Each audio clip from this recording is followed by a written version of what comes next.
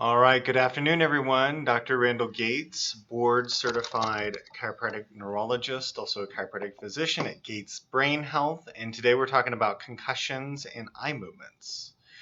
And so, as I click around here, we're going to be going through today's presentation. This is a beloved topic of mine. It's pretty interesting. I think we have some new information that you may have not heard about towards the end of the discussion. So yeah, we'll get right to it. So why eye movements and concussions? Well, I think for most people out there, there's not a great amount of notoriety given to eye movements and the level of neurological majesty required to move our eyes the way our brain does so. There's a book called The Neurology of Eye Movements. It's written by the authors Lee, L-E-I-G-H, and Z. One of them is out of Johns Hopkins, and they have done a ton of research on the neurology of eye movements. And in fact, eye movements are one of the best understood aspects of human brain function out there. If you get their new book, I mean, their old book had hundreds to like at least 500, I think, in most chapters, upwards of 1,000 references. That's the second oldest edition. The newest, or the second newest edition. The newest edition has just a plethora of references.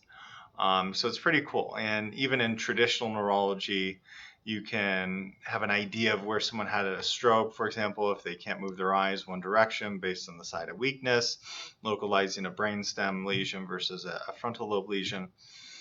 So eye movements have been used for a while or a long time in neurology and clinical neurology, but videonystagmography, as it's termed, which is this picture, where someone wears goggles, as you can see right here.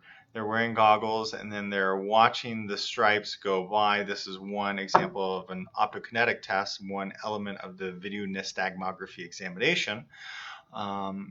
Anyways, this type of testing is typically done in ear, nose, and throat practices, as well as audiology practices, because the videonystagmography, nystagmus means when your eyes have a slow phase and a fast phase the other way simply. So that's nystagmus. So videoing these eye movements is referred to as VNG. So VNG, as I mentioned, typically done in ENT and audiology offices for the purpose of evaluating someone's balance, typically, or something related to their balance.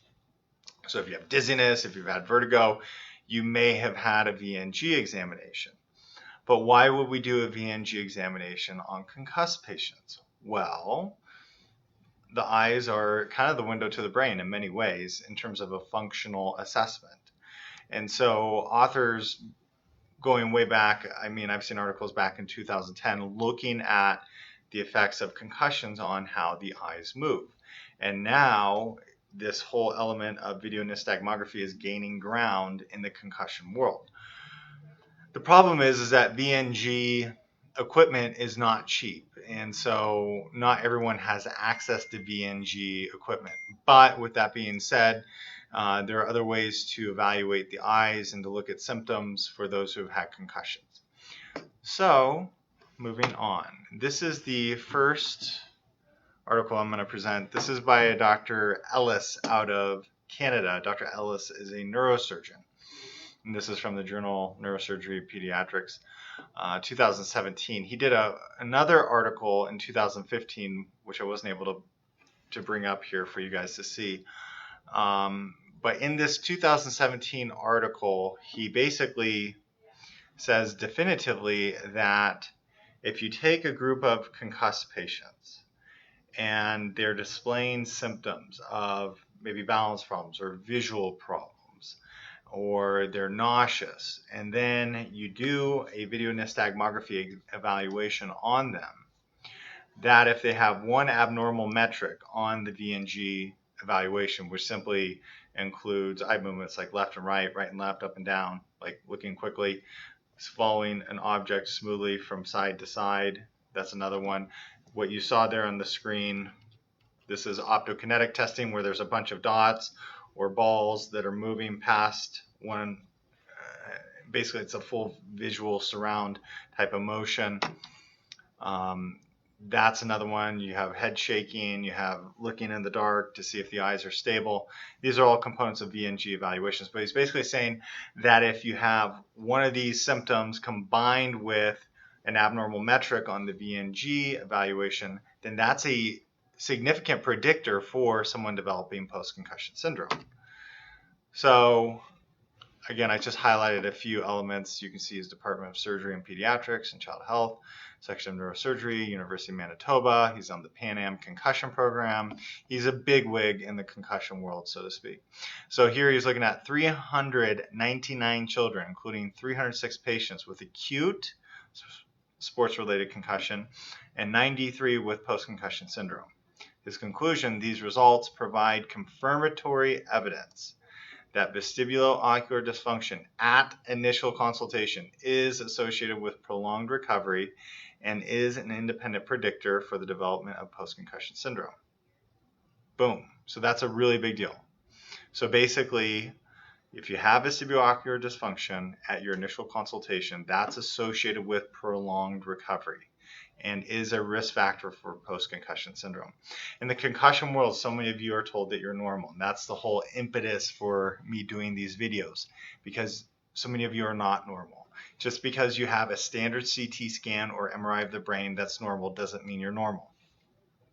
Also, lots of times, concussed patients, if there's questions regarding the legitimacy of the issue, concussed patients will be sent for neuropsychological testing. Neuropsychological testing is a piece of the concussion workup. It's not the entire concussion workup. And that's really important for any of you who are being told that, no, you went through neuropsych testing, you're normal. It's a piece of the concussion workup. It's not the whole totality. And I can show you articles, I didn't attach it here, where they say, really for the complete workup, you need neuropsych testing, you need VNG testing. So VNG testing is really excellent for telling us about the brain. Here, Dr. Ellis is mentioning the previous study he did in 2015, where he demonstrated that 29% of pediatric patients with acute sport-related concussion and 63% of those with post-concussion syndrome basically demonstrated subjective and objective evidence of vestibulo-ocular dysfunction. So basically a bunch of them, particularly the post-concussed patients, had vestibulo-ocular dysfunction. And then it took them twice as long to achieve clinical recovery compared to those without vestibulo-ocular dysfunction, 4 times more likely to develop post-concussion syndrome. So if you're a parent of a child with a concussion, or you have had a concussion as an adult, you really want to have vestibulo-ocular testing performed.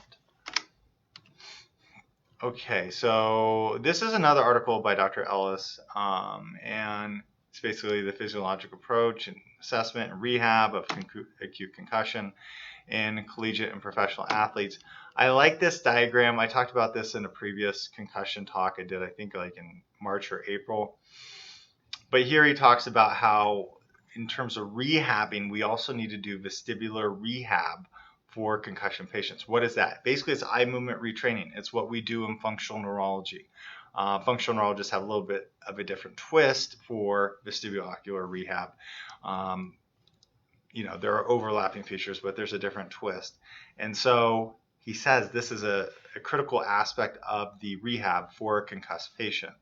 Autonomic dysfunction, so exercise intolerance, look up the Buffalo treadmill test, having your cervical spine dysfunction attended to. And this is one realm where I think functional neurologists really excel in the world of post-concussion syndrome, because they can handle cervical spine dysfunction rather well, vestibulo-ocular dysfunction rather well, autonomic dysfunction rather well, because in essence you get people exercising in a certain heart rate zone in order to get their blood flow recalibrated, as well as getting blood back up to their brain, so that when they're thinking, they're getting adequate amounts of blood to their frontal lobes rather than inadequate amounts. That's called neurovascular uncoupling. So that's cool. This is another article out of Clinical Journal of Sports Medicine, basically confirming the same thing. Again, a nice sample size here, 378 of 432 subjects presented with vision or vestibular problems. Provocable symptoms with VOR testing, which means you're moving your head or you're being twisted, you're being turned and watching how your eyes move, and smooth pursuits, that's your That's watching a target going side to side. I'm not doing it. Now I'm doing it. So doing that, an abnormal balance and accommodative amplitude predict prolonged recovery time. So they're saying the same thing. It's not just Dr. Ellis. Now this article really excited me today when I came across it. Actually, it's 2019 in its publication date. But you heard me talk about diffusion tensor imaging in the last talk that was on Saturday morning. Diffusion tensor imaging looks at the white matter tracts of the brain. Go back and watch that broadcast if you haven't. So the standard brain MRI is looking at your gray matter and your white matter, but it's not a detailed microstructural analysis of the white matter. And what happens in concussion patients, mild traumatic brain injury? We have damage to the white matter. And so diffusion tensor imaging looks at the white matter. But a lot of the diffusion tensor imaging modalities have been looking up here, let's so to speak, in the supratentorial region, meaning up here in what most of you would consider the brain. Not a lot has been focused on the cerebellum and the cerebellum's white matter tracts. So in this article, they basically, I know, I always highlight way too much because I get excited about it, but they say at present, standard clinical imaging fails to reliably, I need some water. At present, standard clinical imaging fails to reliably detect traumatic axonal injury associated with concussion and post-concussive symptoms. Diffusion tensor imaging is an MR imaging technique that is sensitive to changes in white matter microstructure. DTI scalar metrics in both ER patients and scholastic athletes. So basically their point was that a lot of the DTI studies were on ER patients and not on athletes per se. So looking at both those groups who suffered concussions and compared them to those in age-matched healthy controls. In the early subacute post-concussion period, athletes demonstrated an elevated rate of regional decrease in axial diffusivity, that's just a DTI metric, compared to controls. These regional decreases were especially pronounced in the cerebellar peduncles. What are the cerebellar peduncles? Cerebellar peduncles connect your cerebellum to your brainstem. So you have a superior, you have a middle, and you have an inferior. And so these cerebellar peduncles can get stretched, so to speak, with concussions, with mild traumatic brain injury. Well, why is that significant? Because so much of the vestibulo-ocular dysfunction, or looking at the VNG examination, is looking at the cerebellum. Remember, we do the VNG evaluation for patients who have dizziness or balance problems or vertigo. Where's that base? The inner ears and the brainstem and cerebellum. So it's so beautiful here that they're saying, hey, we're finding evidence of white matter problems down here, which one of my neuroradiologist colleagues, he's been talking about this for a long time. So maybe they got this idea from him. But nonetheless, this is really, really cool data showing us that there is damage down here, and that's likely a reason why we're seeing this huge prevalence of vestibulo-ocular dysfunction or vestibular symptoms after mild traumatic brain injury. Further, go back and watch the broadcast I did on concussion and fatigue, where I talk about lots of times post-concussion syndromes are post-concussion symptoms or post-concussive symptoms are associated with vascular dysfunction, where either blood pressure is too low or blood pressure is too low and there's a high heart rate, thought to be due to damage down here at the base of the brainstem and cerebellum, because this is where a lot of blood pressure control comes from. So it's all coming together. It's all coming together in 2020, even though 2020 is such a interesting year, so to speak, put it lightly. But nonetheless, here at the, let's read the last highlighted area. The prevalence of white matter abnormality in cerebellar tracts lends credence to the hypothesis that post-concussive symptoms are caused by shearing of axons within an attention network mediated by the cerebellum and warrant further study of the correlation between cerebellar DTI findings and clinical neurocognitive, oculomotor, and vestibular outcomes in mTBI patients. And this is one of their diagrams, just so you can see how DTI is a little different. They're looking at the white matter tracts. And that's it. So exciting news for any concussion patient. If you know someone with a concussion, they're not recovering, just know that typically if someone is not recovered within a year, they're pretty likely to suffer with those symptoms for the rest of their life, according to the Annals of Neurology, I think in 2019 or 2018. So you want to get this addressed, you want to get it rehabbed, and if you have any questions, let us know. Let me go over here and hi to everyone who joined. Let's see, do these results of these tests relate to those found with calorics? Great question. The results of these tests a little different because caloric responses are more looking at the integrity of the vestibular labyrinth. So what is a caloric? That's where we inject cold or warm air, most typically, into the ear, which creates a convection current in the vestibular system.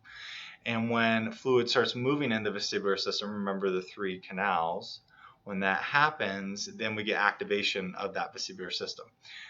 Now, we can directly measure basically what's happening in the inner ear, but there is a component of caloric testing in the brainstem. So to answer the question, do they relate to those found with calorics? Kind of yes, kind of no.